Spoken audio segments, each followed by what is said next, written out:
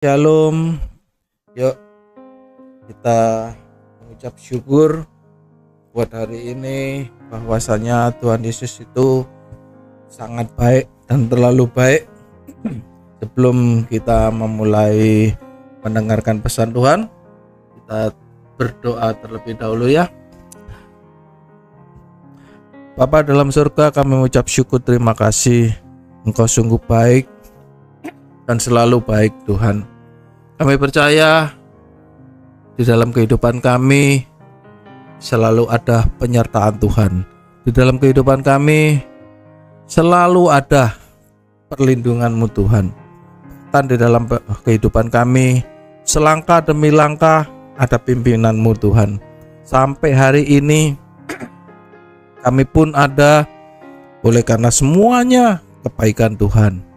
Kami sungguh bersyukur, terima kasih Tuhan buat semuanya, segala yang sudah kami boleh nikmati, kebaikan-kebaikan Tuhan, kasih setia Tuhan dan kemurahan Tuhan. Bapa dalam surga, sebentar kami akan mendengarkan pesan-Mu. Kami akan mendengarkan sharing firman-Mu Tuhan, untuk boleh kami terima sebagai benih dalam hati kami tertabur dalam hati kami dan dalam pikiran kami.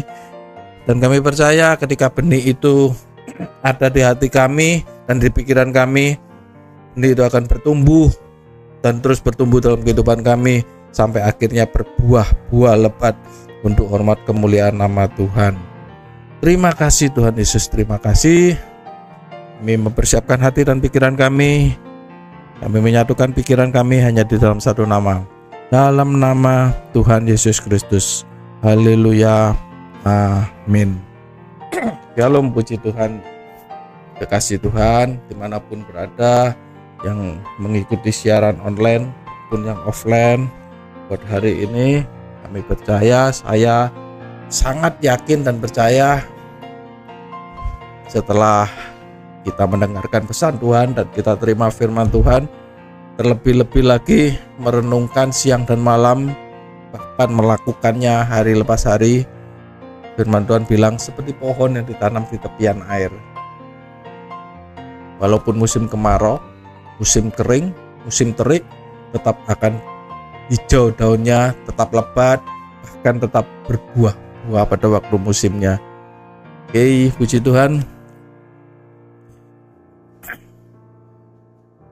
Buat hari ini yang ingin saya sampaikan dengan temanya orang-orang yang menanti-nantikan Tuhan. Sekali lagi, orang-orang yang menanti-nantikan Tuhan. Saudara kekasih Tuhan, orang-orang yang menanti-nantikan Tuhan atau selalu mencari wajah Tuhan, itu bisa dilihat, bisa istilahnya apa ya? Kalau bahasa Surabayane itu, bahasa Surabaya itu bisa dititeni, bisa ditengeri kan, orang Surabaya bahasanya kan gitu ya kan, bisa dilihat. Itu ada perbedaannya. Orang yang hidupnya selalu menantikan wajah Tuhan, orang yang hidupnya selalu menanti-nantikan Tuhan, selalu mencari wajah Tuhan, itu terlihat dari wajahnya, ekspresi dari wajahnya, dan ekspresi pada waktu ibadah, pada waktu datang ke gereja, bisa dilihat perbedaannya.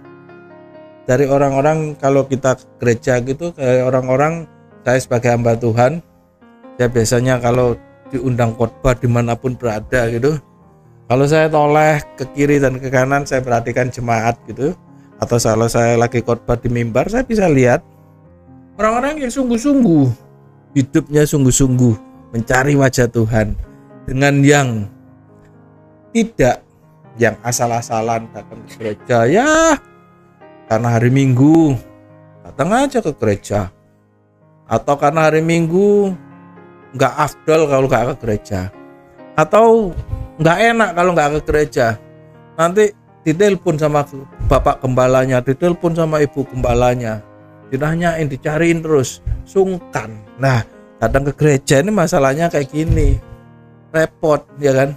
Dengan orang-orang yang sungguh-sungguh menanti-nantikan Tuhan, itu berbeda. Hasilnya, goalnya juga beda semuanya. itu pasti akan terlihat semua. Orang-orang yang menanti-nantikan Tuhan atau selalu mencari wajah Tuhan, ketika dia masuk dalam ibadah, dia masuk dalam gereja dan beribadah, dia lebih sungguh-sungguh. Ketika dia menikmati, menangkap itu ada hadirat Tuhan, dia nangkap ada hadirat Tuhan, dia masuk dalam hadirat Tuhan, dia lakukan benar-benar, dia menghormati hadirat Allah. Yes, beda kalau dengan orang-orang yang ya sekedarnya aja datang ke gereja, beribadah sekedarnya, mungkin HP-an, mungkin ya asik ini asik itu, atau ya kelihatannya muji Tuhan, kelihatannya menyembah, tapi pikirannya ke tempat-tempat yang lainnya, mungkin lagi mikirin dagangannya, mikirin bisnisnya, mikirin kerjaannya dan lain sebagainya. Saudara kekasih Tuhan, ayo saya lewat renungan firman Tuhan, saya bukannya mau mengkritik satu dengan yang lainnya, tetapi ini firman sendiri yang mengatakan, firman sendiri yang ngajarin untuk kita menanti-nantikan wajah Tuhan, menanti-nantikan Tuhan, mencari wajah Tuhan dengan sungguh-sungguh. Orang yang menantikan Tuhan itu selalu menghormati, terlihat banget ketika dia dalam hadirat Tuhan, selalu menghormati, ya kan? Terus selain menghormati apa? Dari rumah dia sudah mempersiapkan hati dan pikirannya. Aku nanti mau ketemu Tuhan. Kira-kira Tuhan mau ngomong apa ya sama aku?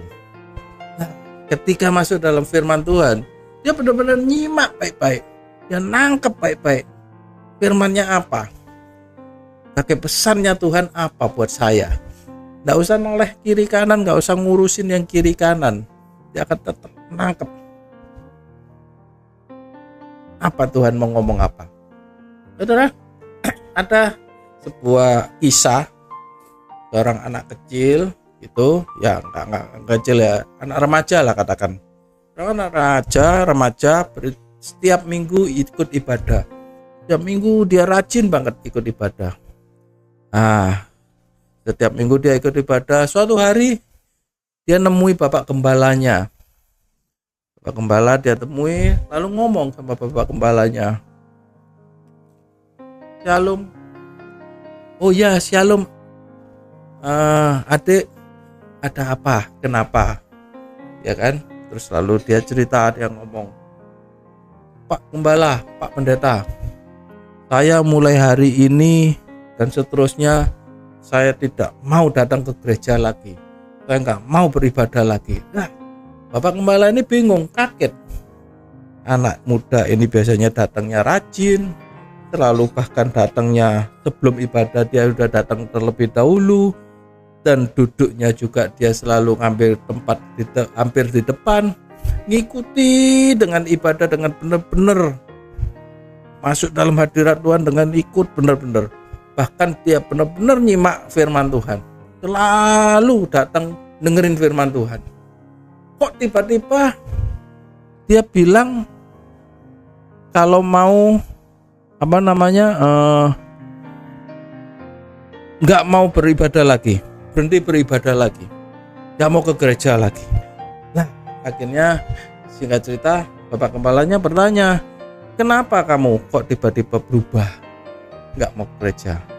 Terus akhirnya cerita, "Ya, karena saya setiap kali ke gereja, saya beribadah percuma. Saya lihat orang-orang di gereja ini datang ke gereja cuman main HP. Ada yang ngobrol sama kiri kanannya, nggak serius, nggak dengerin firman juga dengan serius, ngobrol sendiri-sendiri, ada yang main HP dan lain sebagainya, ada yang telepon-telepon keluar, telepon-teleponan. Saya kecewa, males." Nah, terus akhirnya bapak gembala ini dapat hikmat. Lalu dia masuk sebentar, "Kamu tunggu sebentar ya." Bapak gembala ini masuk sebentar, dia bikin segelas teh gitu, ya kan, secangkir teh, lalu di bawahnya dikasih lepek, lalu dikasihkan si anak muda ini, "Coba kamu bawa teh ini yang isinya penuh, ya kan? Tolong kamu keliling gedung gereja ini, kamu kelilingin sampai 5 kali. Dan syaratnya kamu keliling tidak boleh tumpah, tidak boleh sampai ada yang tumpah. Jadi kamu harus benar-benar jaga teh ini kamu bawa dengan berkeliling 5 kali keliling di gedung gereja ini, tidak boleh ada yang tumpah. Lah pikirnya si anak muda ini, oh gampang. Siap Pak Pendeta, siap Bapak Gembala, dan saya lakukan. Pikirnya gampang. Jika cerita dia keluar, lalu dia mulai melangkah, 1 langkah, 2 langkah. Dia kaget, baru melangkah, ada sedikit guncangan tehnya itu. Wah, berarti dia harus hati-hati nih. Melangkahnya nggak bisa kenceng-kenceng, harus pelan-pelan, harus hati-hati banget. Belum lagi nanti kalau ada batu, dia harus jaga banget, jangan sampai dia tersandung. Mungkin kalau ada lantai yang licin, dia juga harus hati-hati, jangan sampai kepleset. Nah, singkat cerita dia bawa pelan-pelan, terus muterin 1 lingkaran, 1 putaran, 2 putaran, 3 putaran, 4 putaran, nggak ada yang tumpah tehnya, sama sekali nggak tumpah. Wah, dia mulai bangga, saya berhasil sampai 4 putaran ini nggak ada yang tumpah. Dia merasa yakin banget dia bisa jaga sampai di putaran terakhir, pasti bisa dia. Akhirnya singkat cerita dia terus lakukan tugasnya sampai putaran ke-5, benar-benar puji Tuhan tidak ada yang tumpah. Wah, dia merasa bahagia, merasa bangga. Dia cepat-cepat datang ke Bapak Gempalanya, Bapak Pendetanya, dia tunjukin, saya sudah selesai menjalankan tugas. Nah, dan saya bisa lakukan seperti apa katanya Bapak Pendeta. Tadi Bapak Pendetanya bilang nggak boleh ada yang tumpah. Kalau seandainya tumpah, berarti kamu gagal, ya kan? Akhirnya singkat cerita dia tunjukin, saya berhasil, nggak tumpah sama sekali. Bapak Pendetanya tersenyum, lalu bilang, luar biasa. Bapak Gembalanya, Bapak Pendetanya muji anak muda ini, kamu luar biasa.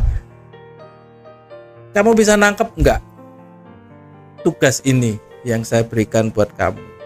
Apa itu? Saya nggak ngerti, katanya.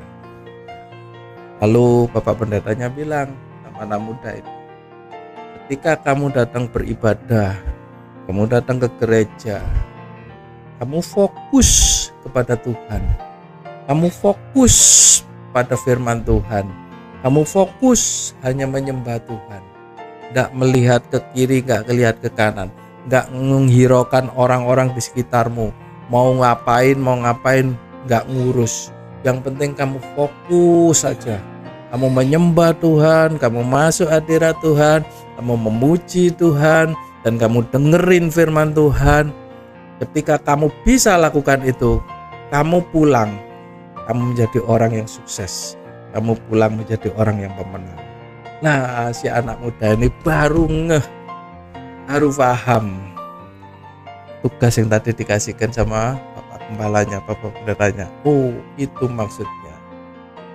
Singkat cerita, dia batalkan, nggak jadi, istilahnya nggak jadi jegok, nggak jadi purik, nggak jadi apa ya maksudnya itu, ngambek untuk nggak datang lagi ke gereja.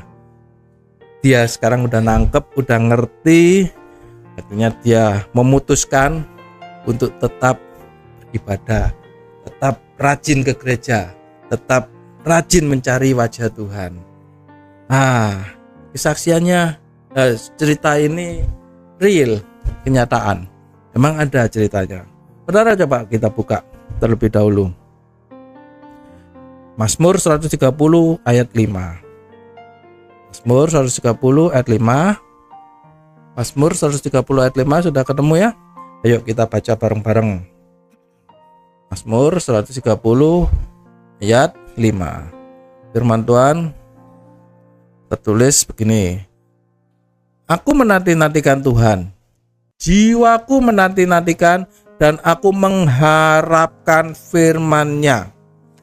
Injil Mazmur ini mengajarkan kepada kita.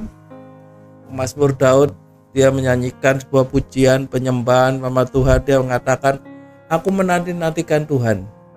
Bahkan di situ dikatakan secara jiwanya, secara hatinya pemazmur ini selalu menanti-nantikan Tuhan. Hidupnya selalu sepenuhnya menanti-nantikan Tuhan. Dan menantikan Tuhan itu ya bagaimana? Kadang-kala orang bingung. Menantikan Tuhan itu apa juga menantikan sesuatu yang akan datang sosok gitu, ada sebuah yang datang sosok atau mungkin ada hadiah yang datang gitu. Nah, firman Tuhan disini katakan yang diajarkan di sini, aku menanti-nantikan Tuhan, jiwaku menanti-nantikan dan aku mengharapkan firman Tuhan. Mengharapkan.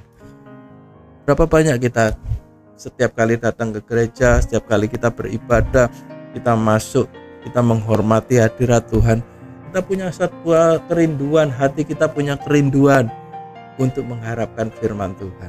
Tuhan mau ngomong apa ya? Pesan Tuhan apa ya? Untuk saya terima, untuk saya dengar. Kalau sudah saya dengar, akan saya renungkan itu siang dan malam, dan saya akan mau lakukan. Yes. Firman Tuhan firman Tuhan katakan ketika kita mau mendengarkan firman Tuhan, merenungkan itu siang dan malam, dan terlebih lagi mau melakukannya, firman Tuhan bilang engkau berbahagia, diberkati Tuhan, selalu disertai oleh Tuhan, beri kemuliaan bagi nama Tuhan kita. Amin. Itu yang pertama. Kita buka. Ayo, orang yang menantikan Tuhan itu yang seperti bagaimana? Kita buka di Yesaya 40 ayat 31. Oke, saya bacakan buat saudara yang ada, pemirsa dimanapun berada, juga bisa baca bareng-bareng sama saya ya. 23 Yesaya 40 ayat 31. Tetapi orang-orang yang menanti-nantikan Tuhan apa? Mendapat kekuatan baru. Mereka seumpama raja wali yang naik terbang, dan dengan kekuatan sayapnya mereka berlari tidak menjadi lesu dan tidak menjadi lesu. Mereka berjalan dan tidak menjadi lelah. Saudara perhatikan, orang-orang yang menanti-nantikan Tuhan itu apa? Mendapat apa? Di situ dikatakan kekuatan baru. Lawan katanya kekuatan baru apa? Orang yang menanti-nantikan Tuhan mendapat kekuatan baru. Kekuatan baru lawan katanya, ya kalau bahasa gampangnya itu loyo, letih, ya kan? Lah, berarti kebalikannya. Lawan katanya kebalikannya. Orang-orang yang nggak pernah menanti-nantikan Tuhan, orang-orang yang ya cuman asal aja hidupnya, ya sudah, nggak mencari Tuhan, nggak menantikan Tuhan, nggak merindukan hadirat Tuhan, nggak pernah mau masuk dalam hadirat Tuhan, atau mungkin bengong, nggak ngerti gimana masuk dalam hadirat Tuhan, ya kan? Karena asik dengan yang lain-lainnya, asik dengan mikirin dagangannya, mikirin kerjaannya, mikirin bisnisnya, atau mikirin hal-hal yang lainnya. Bingungnya yang kesana-sana, bukan fokus kepada Tuhan, bukan fokus pada firman Tuhan. Firman Tuhan bilang, katakan kebalikannya itu tadi. Bukan kekuatan baru yang dia punyai, tetapi loyo, letih, lesu. Apalagi hari-hari ini, semua orang juga pada katakan kerjaan pada sepi, dagang pada sepi, bisnis pada sepi. Nah, saatnya, ayo saudara-saudara sekalian, kita bangkit, kita selalu menantikan Tuhan. Ketika kita selalu menantikan Tuhan, kita selalu punya kekuatan yang baru, kita punya semangat yang baru. Dan firman Tuhan katakan berlari dan gak jadi lesu, gak gampang loyo. Dia tetap punya semangat untuk terus berjuang dan terus berjuang, punya semangat untuk terus bangkit. Dan saya yakin orang-orang yang seperti itu Firman Tuhan katakan selalu akan diberkati Tuhan. Hidupnya selalu ditolong Tuhan. Jadi nggak berjalan sendiri. Tapi ketika dia berlari atau dia berjalan dalam keseharian, selalu ada penyertaan Tuhan. Selalu ada pimpinan Tuhan. Step by step, langkah demi langkah, hidupnya selalu dipimpin oleh Tuhan. Amin. Ayo, mulai hari ini kita yang sudah mendengarkan pesan Tuhan, orang-orang yang menanti-nantikan Tuhan itu, ayo kita lebih serius lagi. Lebih serius lagi dalam Tuhan. Pak, saya sudah rajin beribadah. Baik, puji Tuhan. Saya sudah rajin baca firman. Baik, puji Tuhan. Saya sudah rajin Pak ikut doa. Puji Tuhan. Setiap pagi saya bangun pagi, saya selalu berdoa, saya selalu masuk dalam hadirat Tuhan, memuji dan menyembah Tuhan. Baik, puji Tuhan. Lebih tekun lagi, lebih semangat lagi. Dan saya percaya ketika kita lebih sungguh-sungguh, lebih tekun, hidup kita selalu ditolong oleh Tuhan. Amin. Ayo, saya nggak memperpanjang firman Tuhan. Kita tutup Alkitab kita berdoa bersama-sama. Bapa dalam surga, kami mengucap syukur terima kasih buat segala anugerah dan kebaikan Tuhan. Buat hari ini, kami semua sudah mendengarkan pesan-Mu Tuhan. Untuk memiliki hati, memiliki jiwa, selalu menanti-nantikan Tuhan. Selalu mencari wajah Tuhan. Dan kami percaya, orang-orang yang menanti-nantikan Tuhan, selalu punya kekuatan baru. Kan seperti Raja Wali yang terbang tinggi dengan kekuatan sayapnya, enggak akan pernah merasakan, walaupun berlari tidak akan letih lesu, walaupun mau berlari sekencang apapun, selalu ada dalam hadirat Tuhan. Dan kami percaya Engkau Tuhan selalu menjadi penolong, menjadi perisai dalam kehidupan orang-orang yang menanti-nantikan Tuhan. Kami mengucap syukur terima kasih Tuhan buat berkat firman-Mu. Berkati setiap kami semua yang sudah mendengarkan pesan-Mu. Kami percaya Engkau Tuhan senantiasa yang memimpin setiap kehidupan kami. Kami berdoa dan ucap syukur hanya di dalam satu nama, dalam nama Tuhan Yesus Kristus. Haleluya. Amin. Puji Tuhan.